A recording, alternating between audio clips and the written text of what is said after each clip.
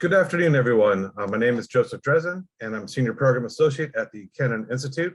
I want to thank you all for joining us today for a very special presentation to discuss the Russian government's recent measures to control the country's digital information system in light of the ongoing war in Ukraine.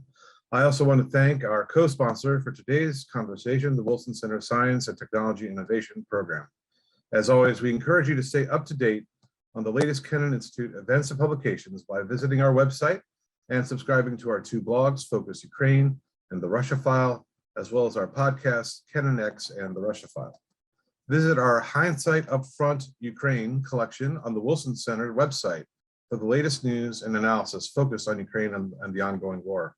If you'd like to ask a question during the course of this conversation, please send it via email to kennan@wilsoncenter.org, via Twitter to our account @Kennan Institute, or on our Facebook page at any time. Please do include your name and affiliation when sending questions so that we can identify you and give you credit for the good question. I will begin by introducing each of our speakers and then give them the opportunity to deliver their remarks before we turn to questions at the end. We will begin by introducing Andrei Soldatov. Andrei is a Russian investigative journalist. He is co-founder and editor of Agentura.ru, a watchdog of Russian Secret Services activities. He is also co-author with Irina Borogan of The New Nobility, The Restoration of Russia's Security State, and The Enduring Legacy of the KGB, published in 2010 by Public Affairs. Also The Red Web, The Struggle Between Russia's Digital Dictators and the New Online Revolutionaries, from Public Affairs 2015. And Compatriots, The Brutal and Chaotic History of Russia's Exiles, Emigres, and Agents Abroad, Public Affairs 2019. Andrei, the floor is yours. Thank you, Joe, for a very nice introduction, and thank you for having me. Well, I wanted to start with some history here, because Russia came to this war with a long and an interesting history of several attempts trying to suppress internet freedoms in the country.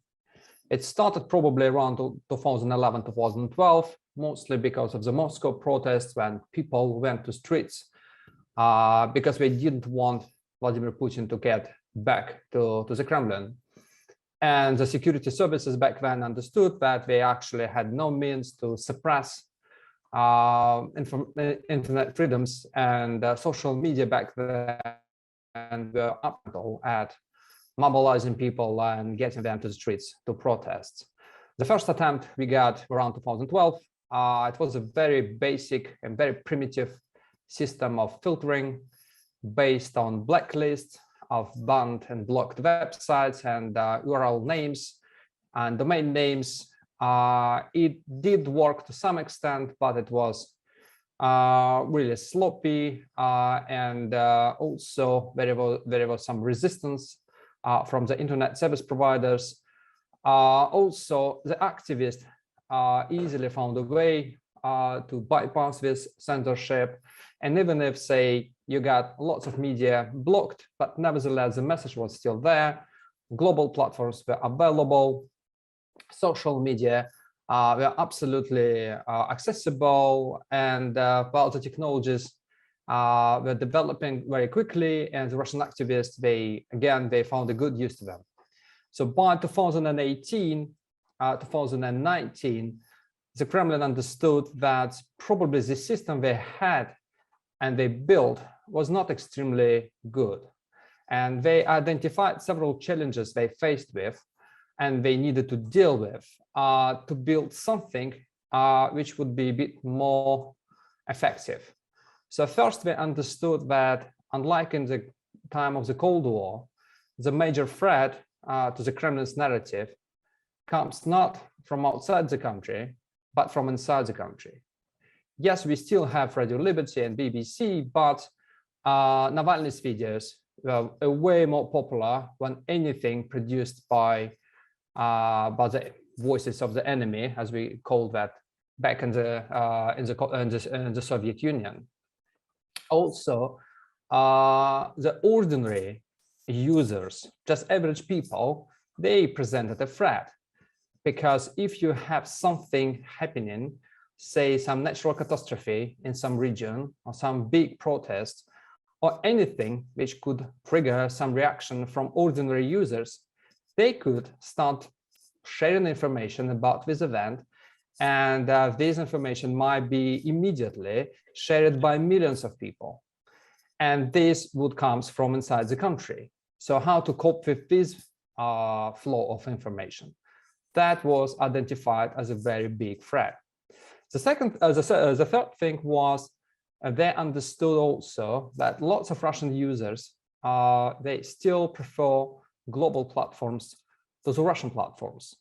YouTube became really big around 2018 and 2019, of course, not only for people like Navalny, but for popular bloggers who suddenly became more politicized.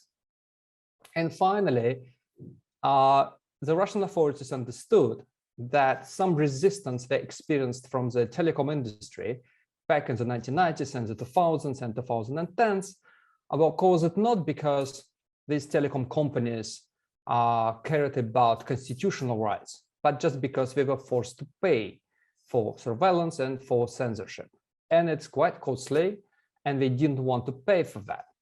So when we got this understanding of the challenges they faced, they came up with several solutions. The first one was a system of the sovereign internet. It means basically that you build a system, then you distribute special equipment for free to all telecom companies in the country, across the country actually, to be installed. And you build also a special command and control center in Moscow, so you can play with the traffic all over the country. And if something is happening, say in Ingushetia, actually it happened when there's a republic in the North Caucasus, so huge protests over the conflict with the neighboring Chechnya over the land, you can switch off the traffic in this particular region, or you can isolate this region from the rest of the country. So you can cope the problem and you can prevent it developing into something big, which might cause a big revolution. So they built that. They built this command and control center in Moscow. They stuffed this center with professional people, with quite a good equipment. They also distributed these boxes all over the country based on a very good and advanced Western-made technology, DPI, Deep Packet Inspection. And this technology actually allows you not only to suppress a traffic in some region, but also to identify a particular kind of traffic. So for instance, if say the Russian government decides that they need to suppress YouTube traffic or Twitter traffic or Facebook traffic, they can use this technology to identify it and suppress it and let the rest of the traffic go uncensored. And finally, that was mostly about the sovereign internet. Of course, they provided some cover and some explanation for the Russian people why they needed this system. And the explanation was that we need protection, that the country lived under some Western sanctions starting in 2014, and that nobody could rule out completely the situation that, say, the Americans decide one day to attack by using cyber means the Russian Federation. So we do need to have a system to protect our information space from the Americans. That's how it was sold to the public. That's how the Russian diplomats tried to sell it to the world at some places like the United Nations. The second element of this new approach, which was developed starting in 2019, was an attack on global platforms. And the idea here was not to attack the platforms per se, but also the users. The way to do that was inspired by the Chinese. So what they basically did, they introduced a legislation, the pre-installation applications legislation, and the idea was that you have your smartphones on sale in Russia, and if you want to buy it, the first thing you see when you open your new smartphone is you see as a list of Russian-made applications. So the idea was to get the Russian users to use Russian-made applications, meaning Russian social media, Russian browsers, Russian software. That was approved 2 years before the start of the war. So some elements of the system were already in place when the war started. But now it's a good moment to assess how effective it was. And now we see that some things didn't work completely. For instance, Russian users, they didn't have time to get used to, say, Yandex-made applications to communicate. And lots of Russian users still use social media, global social media. And it became very clear after the war started. The sovereign internet system was a bit more successful, and we see it was used against Twitter, it was used against Facebook and Instagram again, and it was quite successful. But also there are some big questions to this system because, as I told you, the system was sold to the public as a protective measure, and it didn't work at all. The country was under some sort of cyber attack right from the beginning of the war, and the entire domain zone of .ru was attacked for several weeks by activists. Nevertheless, the sovereign internet didn't help. Lots of websites were down, including the government websites. So as a protective measure, it didn't work at all. And it didn't work quite good as a complete, as a totalitarian way to suppress free flow of information either. Russian users, a lot of them, switched to Signal and to Telegram to spread the message. And these media were not suppressed by the sovereign internet. Lots of Russian users immediately installed VPN services. Even my granddad, who is 96 years old, he installed a VPN on his smartphone.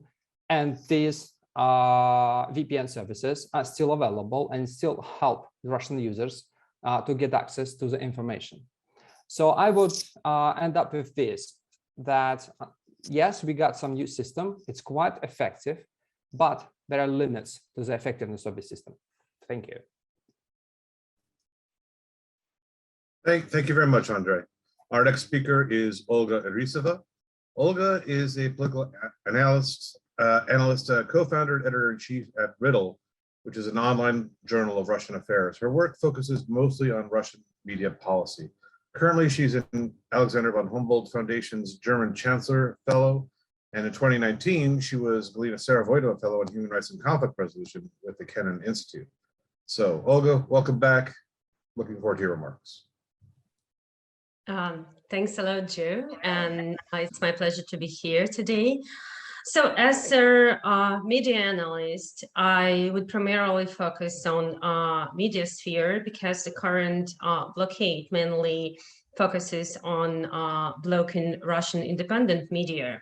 So over the past 5 weeks, actually since the first days of the war, Russian war with Ukraine, Russian independent media market has been almost destroyed. Either independent websites of independent media were blocked, or they were forced to shut down due to the Kremlin's demand to rely only on Russian official information when about the war, when they are reporting about the war. And we saw that yesterday Roskomnadzor, and Roskomnadzor, it's Russian censorship agency, shut down access to several independent regional media. So as we anticipated before, as soon as Russian authorities put an end to federal independent media, they started searching the remnants of free speech in regional level. So at the same time as Andrei stated before, many social media, some social media were also blocked, while Facebook and Instagram, and especially Instagram, was especially popular among Russian audience. They were labeled extremist by Russian court. So Russian society is facing a sort of media blockade. But my main point here would be that the process of destroying independent media in Russia and creating a sort of information ghetto for Russian society started long before the current war. The roots of this process can be traced back to as early as 2000, so the first year when the first year of Putin's presidential term. On September 9th, 2000, Putin approved the information security doctrine of the Russian Federation, which set out the fundamental fundamentals for the development of state policy for ensuring information security. So this doctrine set the stage for classification of media outlets as bad or good ones.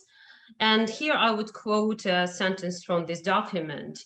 So the information and propaganda activities of political forces, public associations, the media and individuals distortion the strategy and tactics in the foreign policy activity of the Russian Federation was outlined as a separate item in a paragraph on the most dangerous internal threats to the information security of Russia in the field of foreign policy. Deformation of the system of mass information owing to uncontrolled expansion of the foreign media sector in the national information space was listed as one of the greatest dangers in the national so-called spiritual space. So the former provision actually means that meant that whenever the media or public figure interpreted the Kremlin's foreign policy in any other way that differed from the official narrative, it was as a threat to Russia's national interest. So what I'm trying to say here is that as early as in 2000, the principle of Kremlin's monopoly on the truth was formulated. Then as early as in 2001, Russian authority took control over Russian TV channels with destroying the dependency of NTV and later nationalizing this TV channel. And the process was completed in 2015 when the regional TV channel, Tomsk TV 2 channel, was stripped of its broadcasting license. So the Kremlin was mainly focused on homogenizing views presented in the traditional media until 2012. And then later in 2012, as Andrei said before, the Kremlin recognized the growing influence of internet news portals and social media. So since that time, Roskomnadzor started to compile a single register, single list of sites containing banned information to be blocked. So then the concept of foreign agents was introduced to the Russian law. So I would argue that the basis for current media blockade has been created over the course of all Putin's years in power, and current media blockade and wartime censorship are just the final stage in the story, in the history of Russian regime transformation from electoral authoritarianism into dictatorship. And what does it all mean for Russian society? So those who disagree with current policy find themselves in a sort of information isolation. Obtaining alternative information is getting more difficult, increasingly difficult for those who do not have the technical skills to bypass blocking. And so I really admire Andrei's great grandfather who installed VPN, but unfortunately, as far as I can see, many people, especially people living in Russian regions, they don't know anything about VPN services, and they mostly rely on official traditional media when it comes to consuming the news. So at the same time, there is a danger of even greater sovereignization of the Russian internet. Even now, with Russia still being part of global internet, we see worrying messages. Currently, Russia experiences problems with supplies of telecommunications and computing equipment. And taking it into account, Russian authorities already asked all mobile operators to revise data tariffs, so we can expect that access to the internet might become more expensive for Russians in the foreseeable future. So that will further reduces the number of people who can get their independent information from internet. And also I want to mention that all of this blocking creates the illusion that the patriotic rhetoric, the so-called patriotic rhetoric, is predominant in Russian-controlled social media and Russian-controlled segments of internet. And the rhetoric about traitors, which was clearly recently voiced in one of Putin's recent speech, it was used previously. Previously, Russian government created the image of internal enemies through their alleged connection with their external other. And for many years, the external other for Russia was played by NATO, by the West, and by the US, to be more specific. Also, foreign agent list or the list of fifth columns or traitors of the state were disseminated at least since 2014 after annexation of Crimea. So in the context of growing public dissatisfaction with their socioeconomic situation in Russia due to the pressure from current Western sanctions, I believe that Russian authorities will try to channel part of this discontent by inciting a witch hunt. And the people rallied around their Putin and around his so-called special operation narrative, widely used by state-controlled Russian media and state-controlled Russian social media, reduces the likelihood of a public manifestation of discontent, since coupled with fear, the dissenters deem themselves in the minority, although currently we don't know how many people they actually oppose the war, because during the war it's impossible to rely on any service. People are just afraid voicing their concerns freely. So the prospects of Russian society are, I'm very skeptical about the prospects of Russian society in that regard. And I think I will stop here. Thank you very much.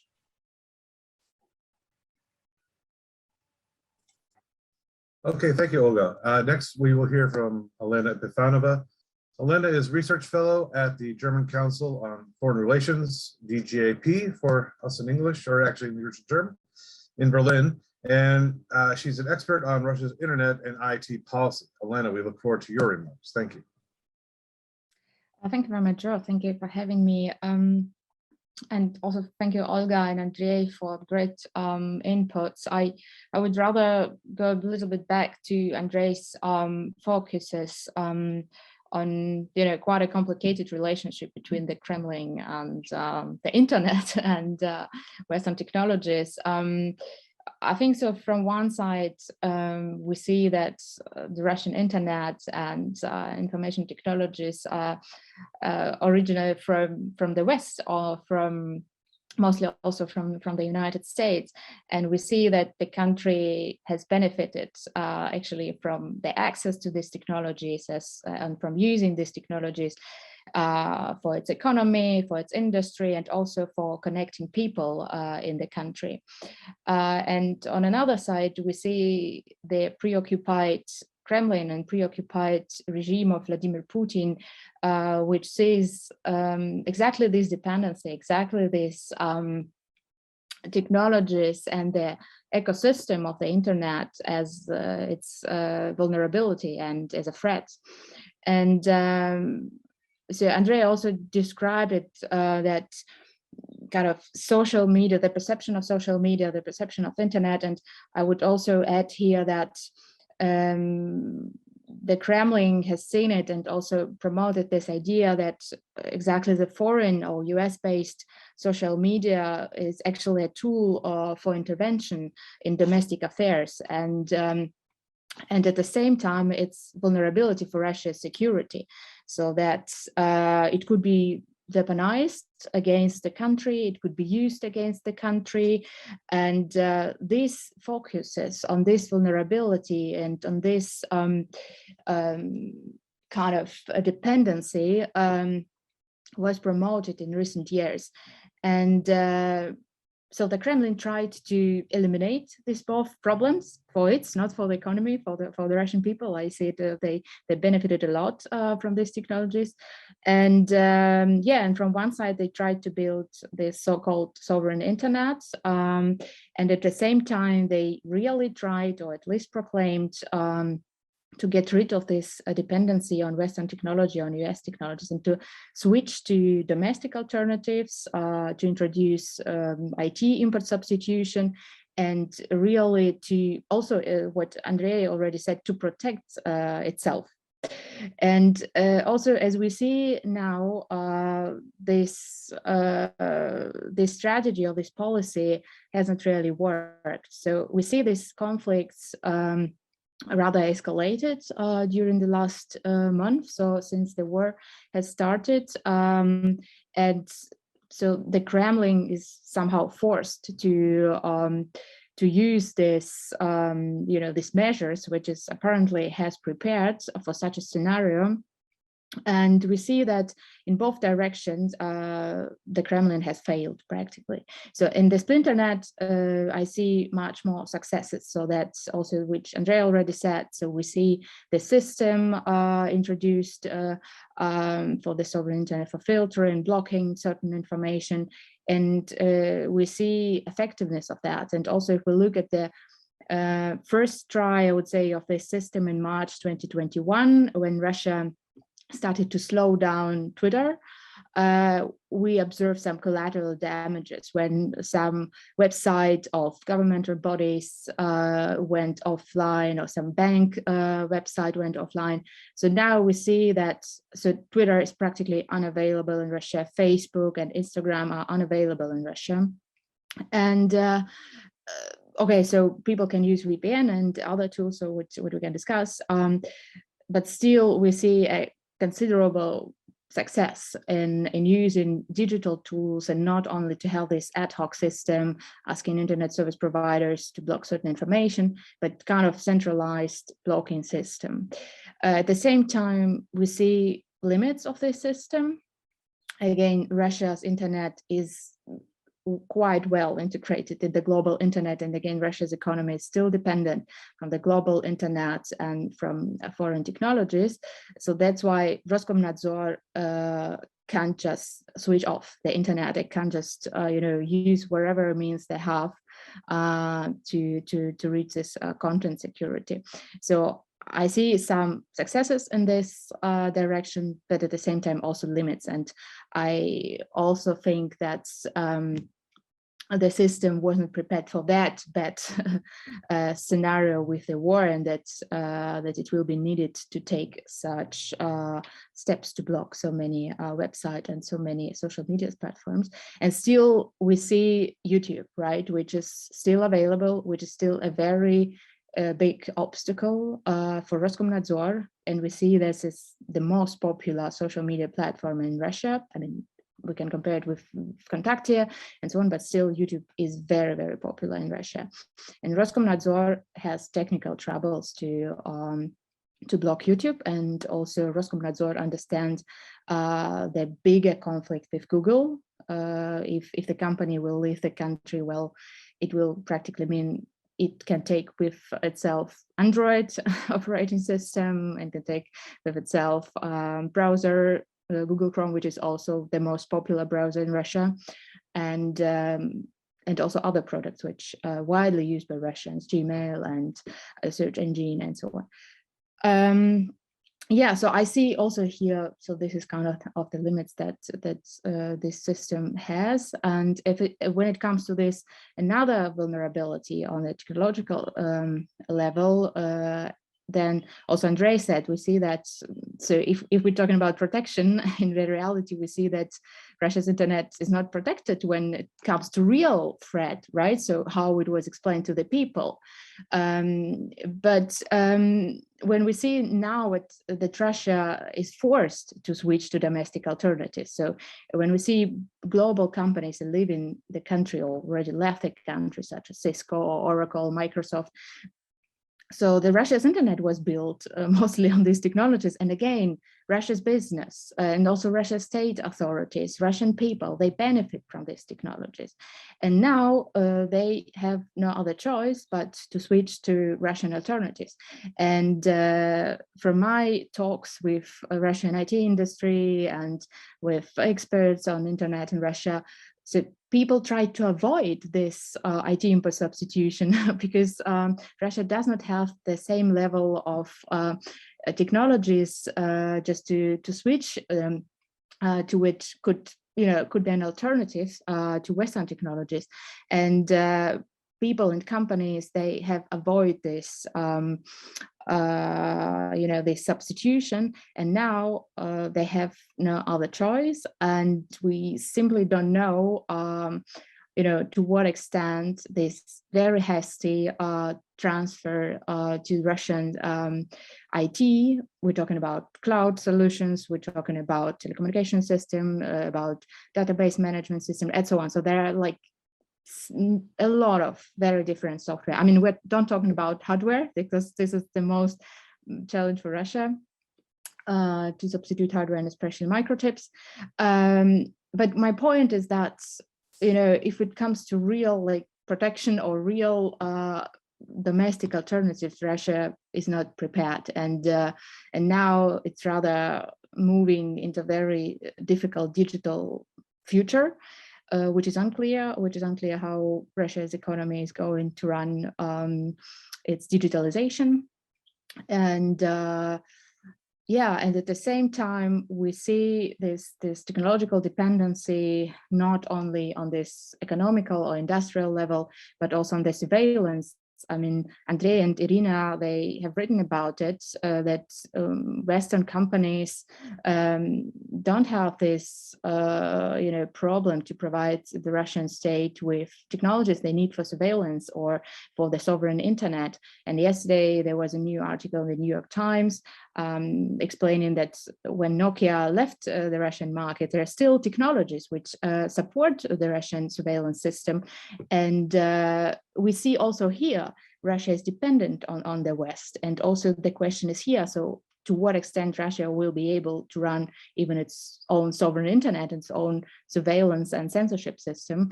So again, we see some limits, but also we see a lot of leverage what the West has, or the Russian internet, or the Russian technologies, and again, even over the surveillance system, which Russia's regime, especially now, interested because the tensions in the country are rather growing. I'll stop here. Thank you, Elena. Before we turn to our final speaker, I would like to remind the audience that you can send your questions via email to kennan@wilsoncenter.org, via Twitter @Kennan Institute, or through our Facebook page during the conversation today. And please do include your name and affiliation when sending your question. Finally, we're going to turn to Sergei Parkhomenko to bring this all home. Sergei is senior advisor at the Kennan Institute, as well as a Russian journalist, publisher, and founder of several projects aimed at developing civic activism and promoting liberal values inside Russia. Sergei presented the weekly program Sut Sabiti, Crux of the Matter, on Radio Echo of Moscow from August 2003 until the station closed earlier this month. Sergei, the floor is yours. Thank you, Joe. Thank you for having me. I would like firstly to recall that the program of systematic reduction of internet freedom in Russia and this creation of lots of different instruments for controlling online media was first developed not yesterday, but a decade ago. It was developed in the Kremlin back in late 2012. It was one of the elements of a large program to destroy Russian civil society and take control of the most important civil institutions and initiatives. And it was a part of response to the great rise of civil protest in the winter and spring 2011-2012. It was a very important moment in modern Russian history. And it was a very important impression to Putin, where Putin was afraid to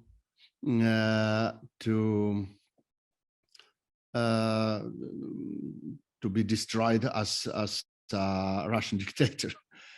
This program, it was a program, a huge program of legislative innovation, was developed by a group of lawyers, especially close to Putin and Kremlin administration. And first of all, by Senator Andrei Klishas. It is the most famous specialist, most famous creator among these lawyers close to Kremlin. Andrei Klishas was one of the key figures behind the enormous list of amendments to the Russian constitution that was passed in 2012. I will remind you that this amendment essentially destroyed the system of civil liberties, destroyed the system of checks and balances in Russia's legislative, executive, and judicial branches, and gave Putin the ability to be elected president for as long as he wished. So Andrei Klishas was the key author of this system of amendments. It was a heaviest damage to the Russian constitutional system itself. But 10 years, the program which Andrei Klishas and his group of lawyers developed at Putin's direct request. This program included several large blocks of legislative decisions. The first one was the creation of a system of foreign agent and undesirable organizations. The status were to be assigned in large numbers of various NGOs, civil communities, initiatives, projects. The idea was to eliminate the ability of Russian civil society to develop independently and to seek funding from various sources, including outside of Russia. And the famous Zakon Dima Yakovleva, the Dima Yakovlev law, was adopted in the very end of 2012, and it was the beginning of this policy. And this law was adopted as a direct response to the Magnitsky Act passed by the United States Congress. So the second element of this anti-democratic and anti-civil reform was a radical change in the legislation on the field of two most important civil liberties, freedom of assembly and freedom of speech. Since then, several laws have essentially prohibited Russian citizens from exercising this right, guaranteed by constitution, but the practical application of the legislation and hundreds of court decisions have completely destroyed this right in Russia. And finally, the third chapter of this program was directly related to the control of the internet. And it is very important to understand and to remember that this attack on the free internet was an organic part of a larger program for the destruction of Russia's system of civil rights and the foundations of civil society in Russia. This successive tightening of the system of block and bans on the internet, the destruction of crowdfunding, and crowdsourcing tools for Russian civil activists. And on the same time for Russian journalists. It was not an isolated attack. It was an extensive system of legislative and administrative measures. It was developed over a decade, day after day. And the most important elements of this system was the removal of the court, of all this block of measures, rules of these bans and attacks. All this system in general was actually outside of justice system. All designation of foreign agent and undesirable organization, all the blocking of bank accounts, the searches and confiscations of in offices of Russian media and civil project and initiatives.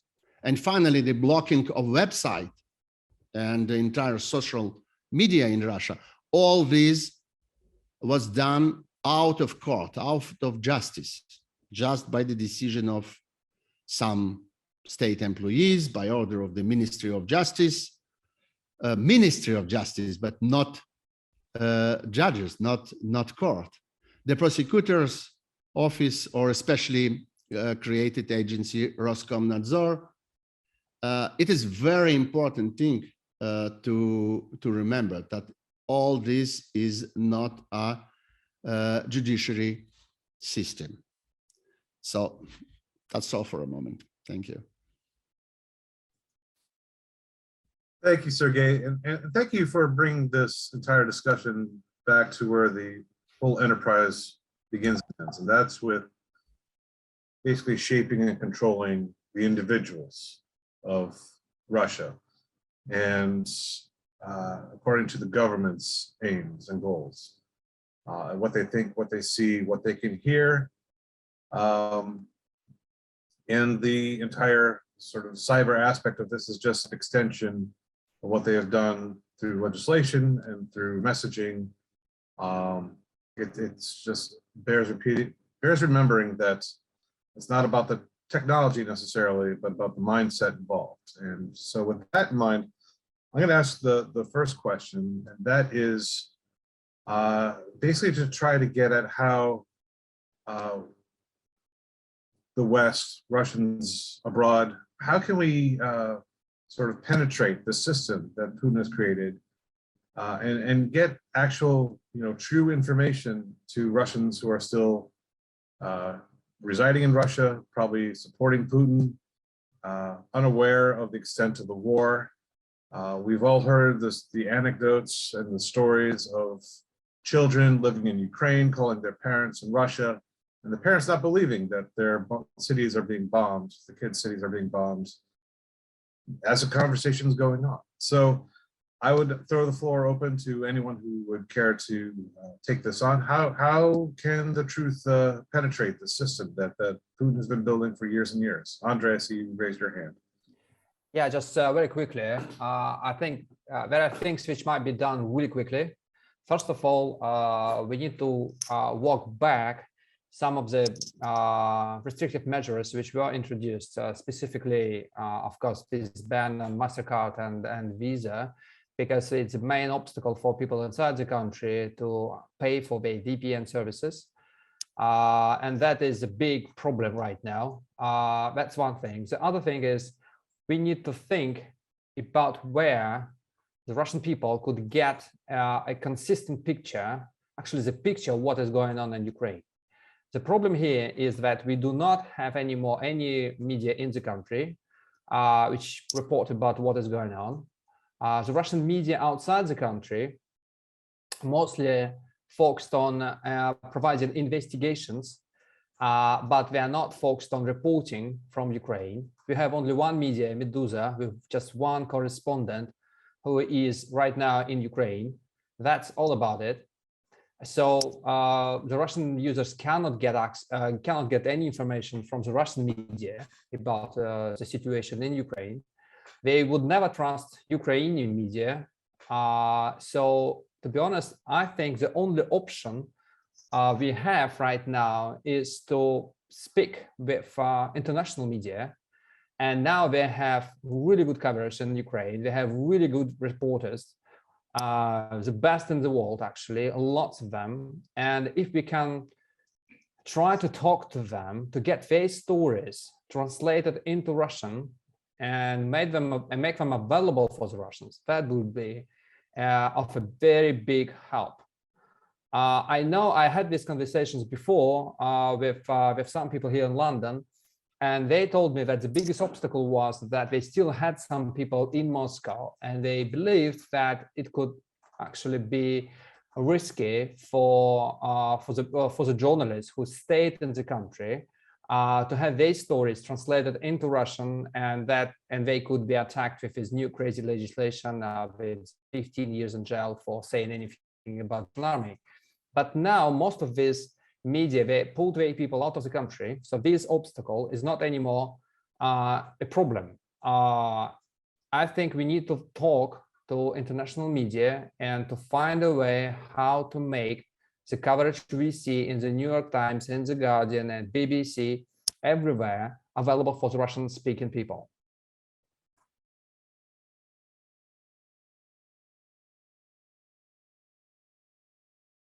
Please go ahead, Olga. Thanks a lot. So I would just add to what Andrei said, that the question is how we can, so there are two different questions. So first of all, the first question is how we can target those people who are not comfortable with hearing the truth, and then they are comfortable with hearing official Kremlin narratives. Because from the psychological point of view, it's safer to stay on the side and that is being portrayed as a good side, as being a good guy. And that's why people, some people in Russia, they tend to believe in official narratives, because if they start to suspect that in that case, in that war, we are the bad guys, it is destructing. It's really hard to believe in that. And I would say that some people, they intentionally choose believe in official narratives just because these narratives are safer for them. So, and the second question would be how we can address those people who already had consumed the independent media that have been blocked in Russia. And here I would say that we should also support those initiatives that are still trying to teach Russians media literacy, to teach Russians how to use VPN services, how to get through the government blocks. So we can work with the second question. Unfortunately, I don't see any perspective with working on the solution to the first question that I posed. Thank you. Okay. Elena, please. Yeah, I just wanted to add that we definitely need some technological solutions for keep Russian people informed. And there are already some initiatives, like, for example, from Reporters Without Borders. So they used the mirror site technology to unblock access to Medusa and to the Russian speaking version of Deutsche Welle. So practically, what they did, they put an exact copy of these websites on content delivery networks, and these networks they host many other services, which means that if Roskomnadzor will try to block this mirror website, it could lead to other collateral damages. So that's why it's kind of protection for these websites. Again, these links to, because it's not the same link, so it should be disseminated against among Russians. But from technological point of view, these websites are available and the exact copy of the censored sites. So it's possible. Then there is a Tor onion services, which Twitter now is introducing also to keep their website available in Russia. Again, what Olga also said, media literacy is very important here. So people should know about these tools, about these possibilities to bypass censorship. And we do need more initiatives such as from Reporters Without Borders. And we also need this understanding that while some Western companies are leaving the country, but there are many of them who, who are responsible to keep operating digital connectivity infrastructure in Russia. So it means it's very important that foreign companies remain in Russia and also keep internet access available for Russians, and also to keep security communication channels available for Russians. Also, Proton, for example, said we are not going to leave, so we will stay in Russia. And this is a very important signal. Also, GitHub, even if it belongs to Microsoft, so they said we are going to stay in Russia, or we will not block access for Russian developers to the GitHub platform. So I think we need this differentiated approach. So which companies can go and rather hurt Russian state or the Putin's regime, and which company are essential for free and open internet, which is very needed now for Russian people. Thank you, Elena. We have a question from one of our audience members. Victoria Feinberg asks, if the Russian government isolates its internet from the West, would that in turn reduce Russia's ability to conduct cyber attacks against other countries?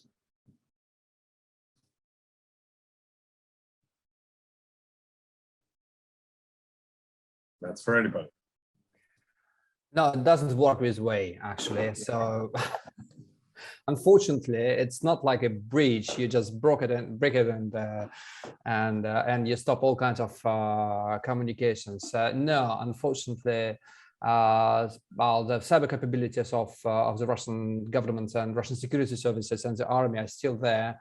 They are largely distributed, and they could be used and activated.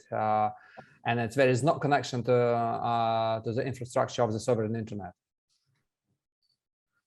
Well, it's an obvious question to you, but it's good that you answered it, because many in our audience probably are not aware of the metaphor between bridge, and it's not really a bridge. So, but thank you for clarifying that for us. I want to ask a question then. It seems to me that emails are not exactly affected by this. Can Russians who have gone abroad perhaps be in contact with their relatives at home through email and provide them with links? Could there be some sort of horizontal activity or we marshal the folks who have left abroad once they get settled to try to disseminate information, the methods and websites and VPN access that Elena was describing? Is that something that could be marshaled by the Russians abroad? Olga, please.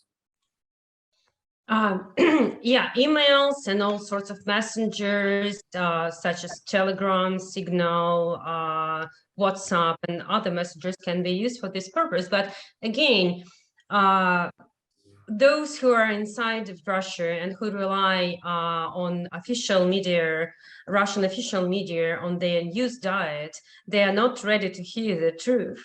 Because the truth is uncomfortable. And from the perspective of cognitive science, there is a cognitive biases, such as affirmative bias, when people confront the truthful information, which is not comfortable, which is not nice, they would assume that their previous beliefs were correct.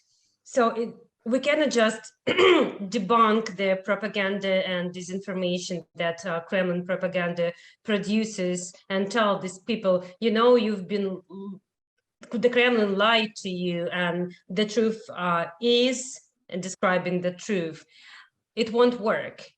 We need to find better solution. Unfortunately, when I've been at Canon Institute, I've been working on cognitive science and exactly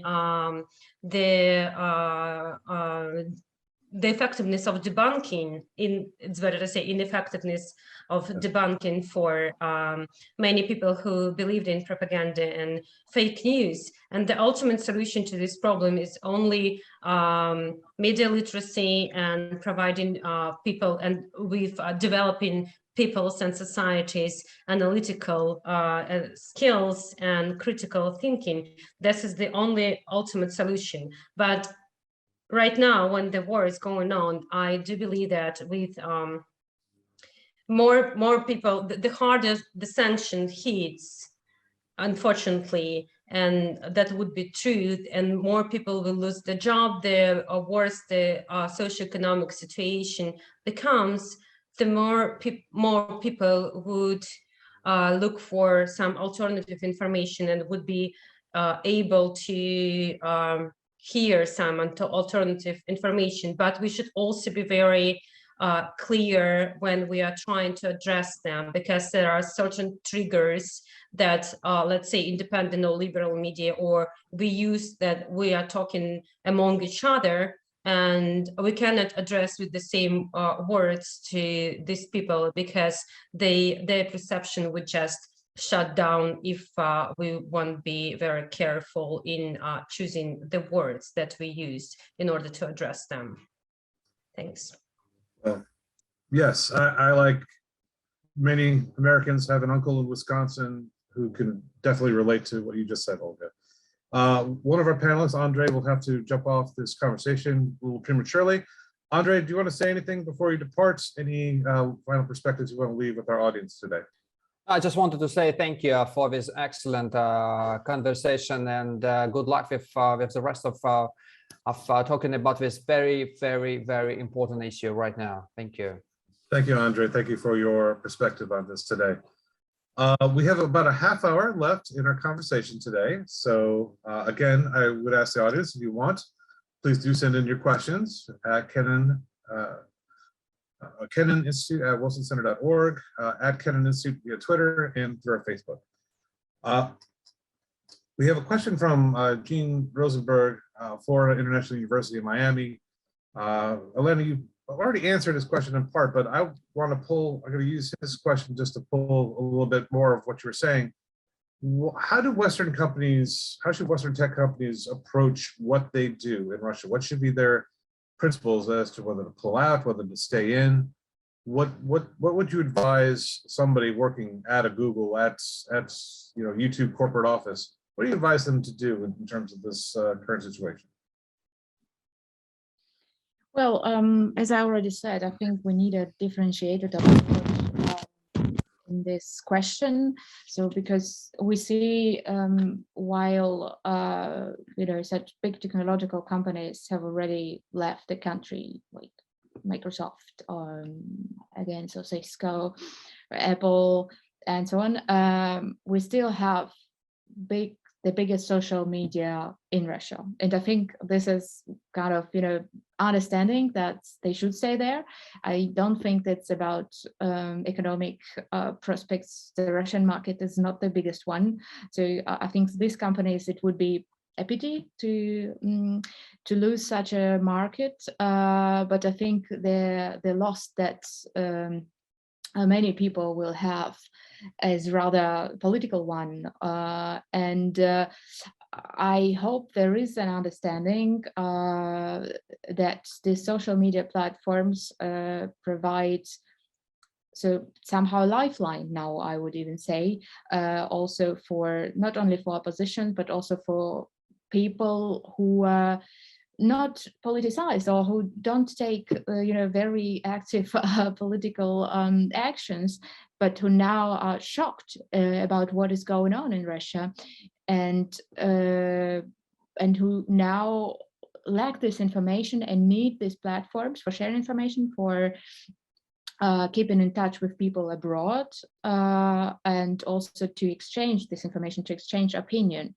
And I definitely advise companies which are involved, again, in providing platforms for communication, for dissemination of information, to stay in Russia as long as it's possible. Again, we can expect from Roskomnadzor very bold moves blocking YouTube, even if they could cause collateral damages, because YouTube use exactly the same content delivery network, even bigger content delivery network. So it's the global biggest network in the world. But still, if the war escalates and if the tensions within the country escalate, so we can expect such moves from the Russian authorities. But still, as long as it's possible, Google, Facebook, Twitter should stay in the country, should rather look for technological means to circumvent censorship, and also again to disseminate this information, how people can get information. And again, what I said, this infrastructural level of connectivity of Russia to the global internet is crucial, and it's very important that such companies will stay in Russia and provide this infrastructural assistance and maintains connectivity of Russia with the global network. And if we talk about encrypted messengers, it's very important that they stay, or also email services, that they stay in Russia. So that's why I would not advise just to leave Russia, and because the market is toxic. It's definitely toxic, and I understand many companies have to justify why they still work in Russia, why they still earn their money in Russia. But in these terms, I would say it's very crucial that these Western companies stay in Russia. And again, like they should, so the Western government should see to what extent their export controls really works, because if we're talking about surveillance technologies or some assistance to a surveillance system in Russia, then I would say they should double check the values they stand for and technologies which work rather for the regime of Vladimir Putin. Thank you, Elena. We have a question from an audience member, John Lawrence. He has two questions, and I'll rephrase them a bit. Is the Russian government planning to use technological means to cut off VPN service or otherwise make it somehow illegal for individual citizens to use these services? And second question is, the BBC is planning to resume shortwave radio broadcasting to Russia. Is that going to be effective in any way, shape, or form, given how people receive information, and I imagine the absence of shortwave radios?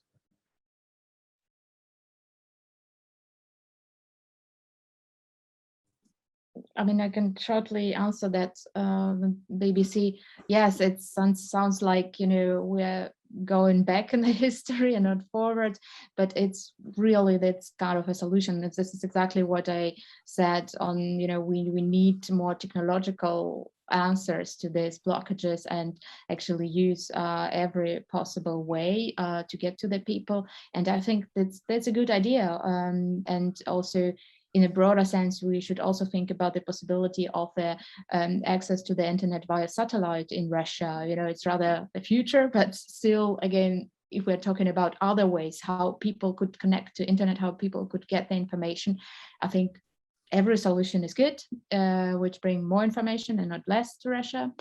And on VPN, yes, it's actually forbidden to use the VPN in Russia, and if people get controlled by a police officer in Russia and they could discover some VPNs which are forbidden in Russia, so this person could get troubles. And also Roskomnadzor asked Google to remove links to VPN services in Russia so that people are not able to find VPN in the internet. But still, it's possible to download a VPN to use it, but Roskomnadzor is aware about this measure, this technological tool, and they already blocked several VPNs even before the war, but still they're not able to block every possible VPN. So it's just beyond the capacity of Roskomnadzor yet. Sergey, I have a question for you. You have so much experience reaching. One second, please. I have one small thing to answer the previous question. It is very important. I would say it's very important to remember that the weakest point of Russian information system now is the internet providers, and that's the businesses, mostly the small and the medium local businesses was very weak before the state. So they are terrorized. They are pressured by state, and after some legislation news like the law adopted in 2018, state have all the technological instruments to close some internet parts, to block some websites, and even the large part of Russian internet directly by some technological solution without any provider. Directly, state agencies can turn on or off some big parts of Russian internet. So this solution, the most important and most desirable solution now, is the creation of direct internet coming from satellite, coming from space, directly to our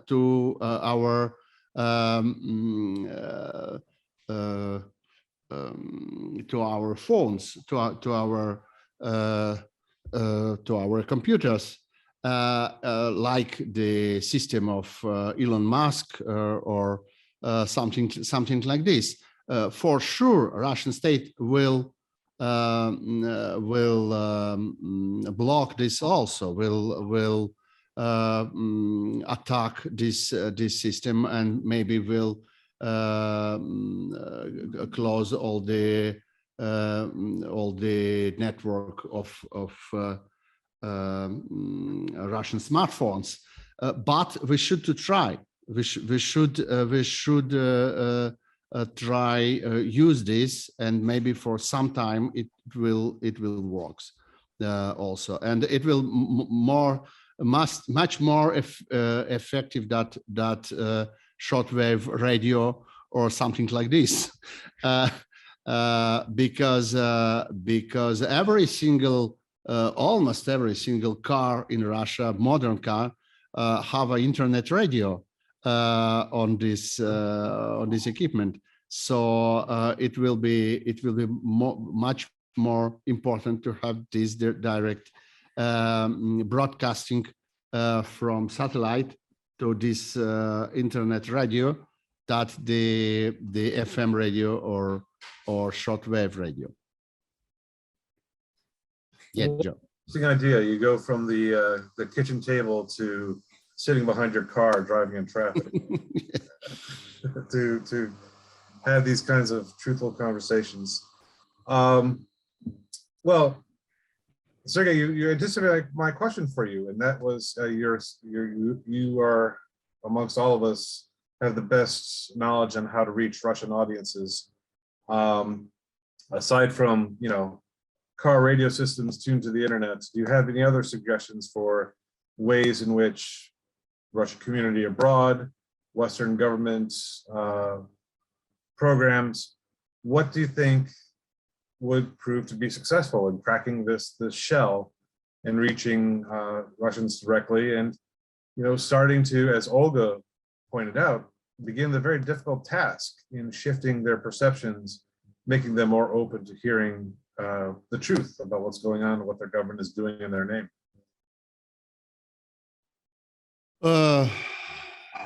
It's a very difficult problem. We have to try to use every single solution and every single, even fantastic and fantasist network for recreate this connection with our audience.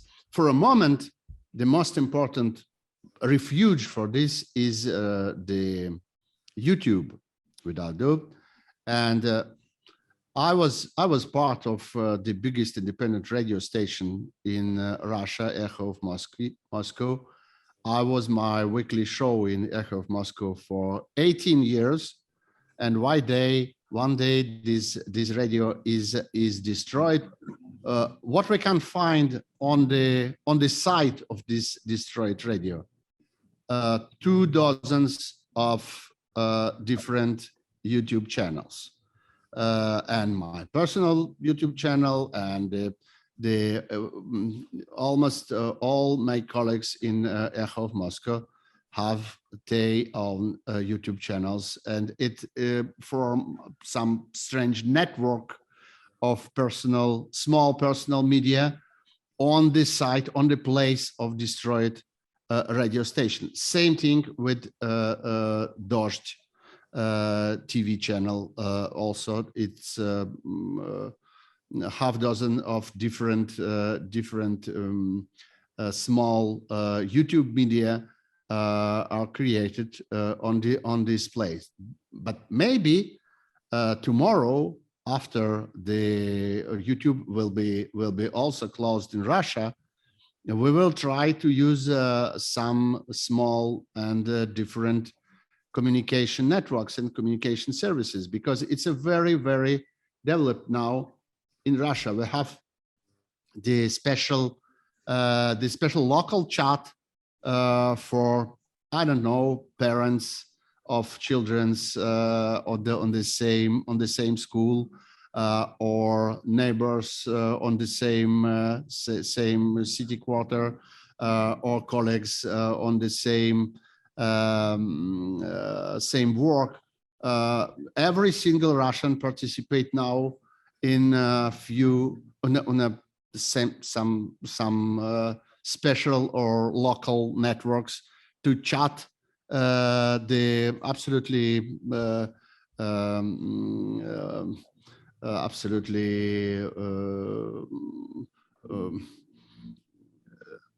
the problem of the day, the most simple, the most primitive problem of our day existence. So these chats maybe, and these small networks, and these local communities will be maybe the next media in Russia, the next networks to distribute some news or some opinions. It's for journalists to try to explore this and to use this possibility to address their information and their work to audience. Maybe even this will work in Russia. We don't say, we don't know for what time we will have this regime of total blocking of Russian media. Thank you, Sergey. We have about 15 minutes left in our conversation today. For the audience, last chance to send in your question.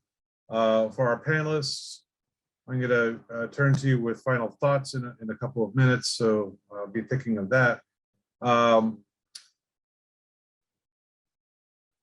We have one question from our audience, and I'll say it now. Fabio De Ciot, I probably mispronounced your name, apologies, sir, wants to know, what can Western societies do? What can we do to empower I think Russian voices who are in exile to, fight against the censorship, to penetrate it.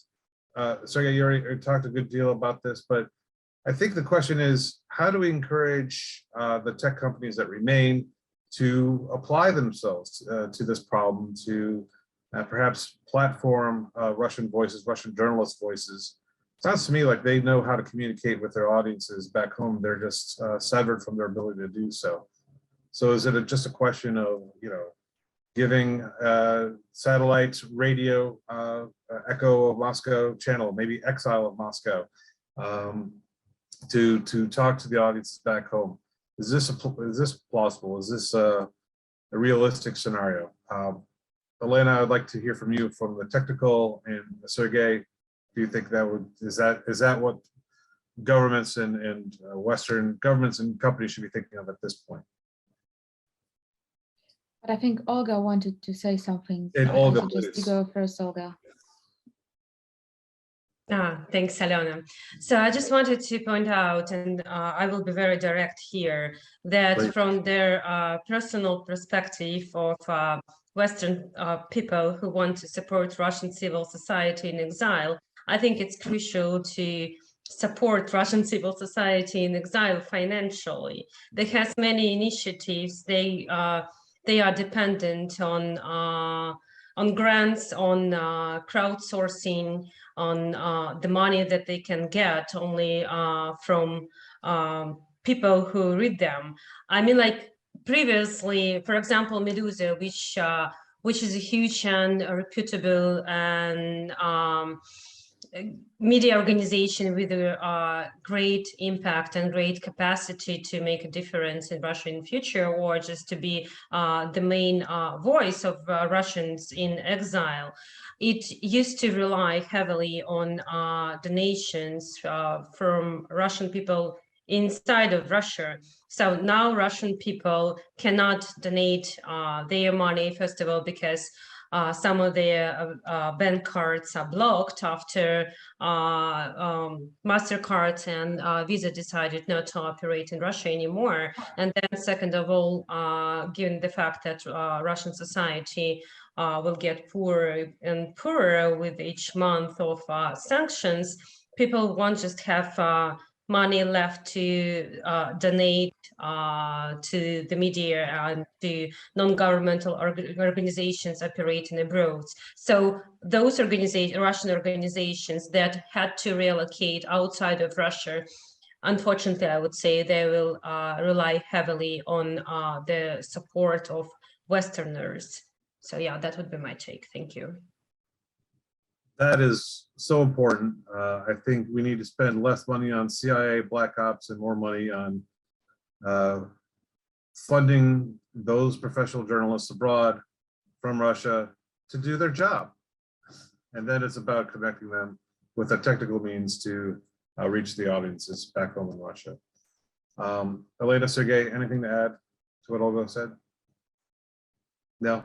Yeah, I could add maybe two suggestions from technological point of view. Well, there is a big call, or very outspoken call from the Roskomsvoboda. This is an outstanding non-government organization explaining what's going on in the Runet and defining digital rights of Russians.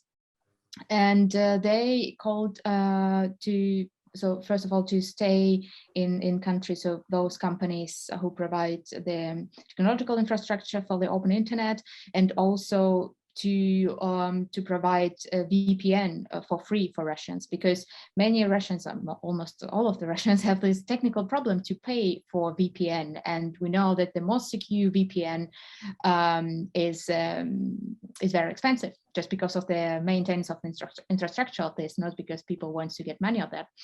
And this is very important now, to provide very good, very secure VPN services for Russians for free. Or we should find another solutions and other ways to enable Russians to do online payments, because they're not able to donate to Medusa. So Medusa also lost a lot of income coming from Russia, just because people are not able to pay.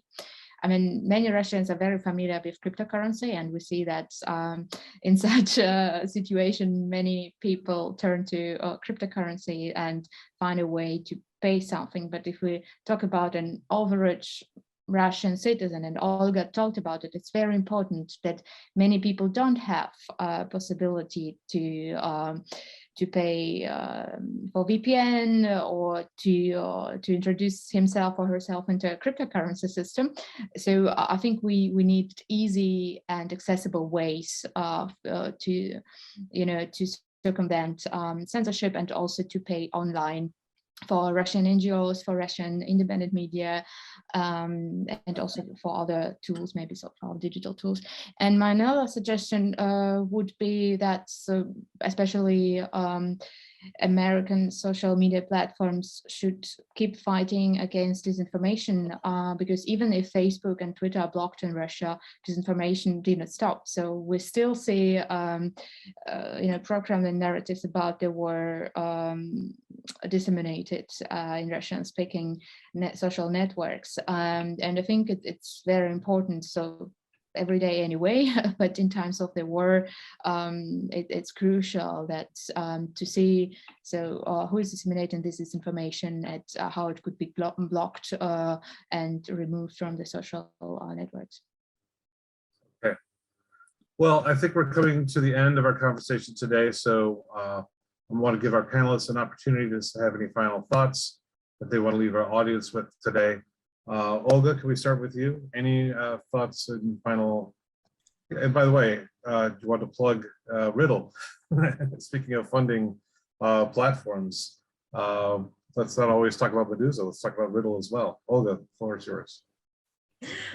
Thank you, Joe. So, of course, Riddle is not that important for Russian civil society as Medusa. So that's why I would urge everyone, first of all, to support Russian journalists. And Riddle is more about analysis and providing research, connecting the world with experts on Russia. So we are more in an academia side. And now I think it's also important to support Russian scientists, but it's more crucial now to support Russian journalists, because I think and I believe that their work now is of higher value, not of higher value, but in the current moment, in this second, their work is more crucial. So that's why I would advise to support Russian journalists, first of all, and other Russian NGOs and maybe experts and scientists then, only then.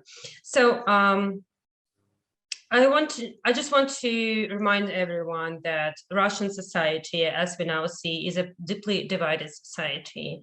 And I would advise everyone not to rely on their service data that say that majority of Russians support the war or so-called special operation, because first of all, as I said before, it's impossible to conduct a survey during the wartime censorship, and people are afraid of speaking freely. And then second of all, even those people who would genuinely say that they support so-called special operation in Ukraine, they would support not the war that all of us are seeing in Western media, not the real war that is going on in Ukraine, but they would say that they support the artificial created reality that Kremlin propaganda produces. And I think that it's really hard not to demonize Russian society right now, those who support Putin, but we should do our best in order to empathize and to distinguish what's going on and why they're supporting it. Thanks. Elena, final thoughts from you? I've already talked so much.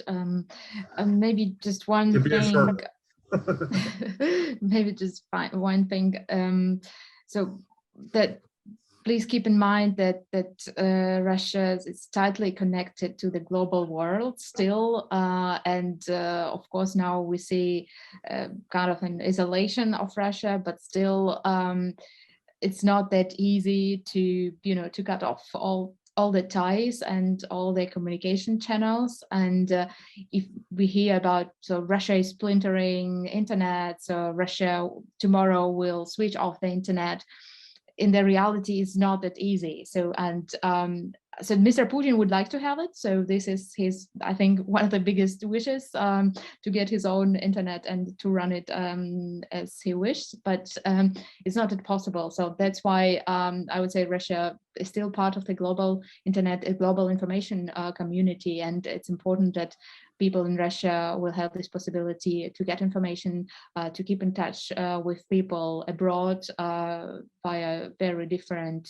ways, social media, chats in WhatsApp or in other channels. So, and it's important also to keep it in mind and to try to stay in touch and to have an exchange with Russians. Thank you. Sergey, final word is yours. Yes, final word for me is that the problem of Russian journalism and Russian media and Russian information is, first of all, not a technical problem. It's not a software problem or not a hardware problem.